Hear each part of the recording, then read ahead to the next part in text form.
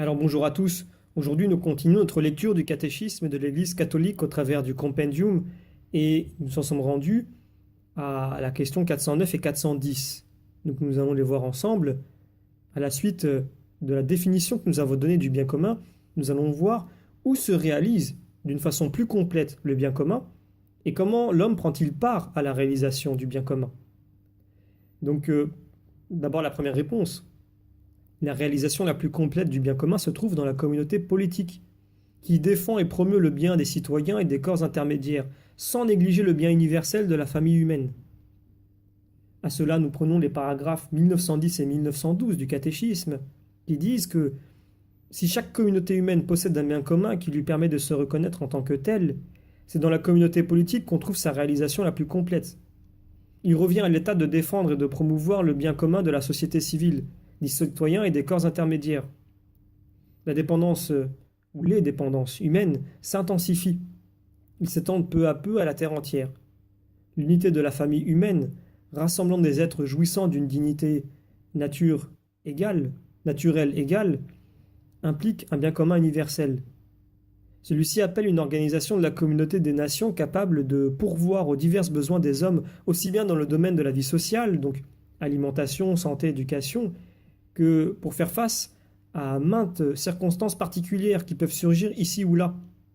Par exemple, l'accueil des réfugiés, l'assistance aux migrants et à leurs familles. Le bien commun est toujours orienté vers le progrès des personnes.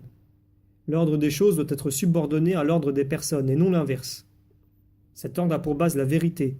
Il s'édifie dans la justice et il est vivifié par l'amour. Alors maintenant, la deuxième question, comment l'homme prend-il part à la réalisation du bien commun? Eh bien, tout homme, selon la place qu'il occupe et le rôle qu'il joue, a sa part dans la promotion du bien commun.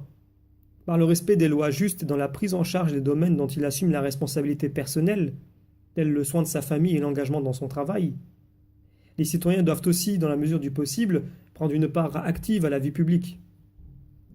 Donc nous pouvons prendre les paragraphes 1913 à 1917 du catéchisme de l'Église pour étayer ces propos. La participation et l'engagement volontaire et généreux de la personne dans les échanges sociaux.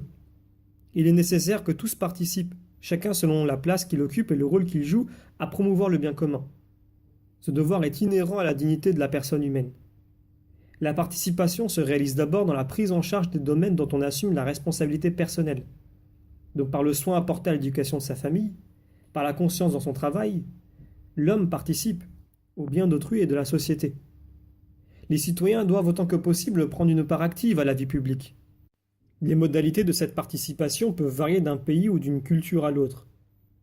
Il faut louer la façon d'agir des nations où, dans une liberté authentique, le plus grand nombre possible de citoyens participent aux affaires publiques. La participation de tous à la mise en œuvre du bien commun implique, comme tout devoir éthique, une conversion sans cesse renouvelée des partenaires sociaux. La fraude et autres subterfuges par lesquels certains échappent aux contraintes de la loi et aux prescriptions du devoir social doivent être fermement condamnés, parce qu'incompatibles avec les exigences de la justice. Il faut s'occuper de l'essor des institutions qui améliorent les conditions de la vie humaine. Il revient à ceux qui exercent la charge de l'autorité d'affermir les valeurs qui attirent la confiance des membres du groupe et les incitent à se mettre au service de leurs semblables. La participation commence par l'éducation et la culture. On peut légitimement penser que l'avenir est entre les mains de ceux qui auront su donner aux générations de demain des raisons de vivre et d'espérer.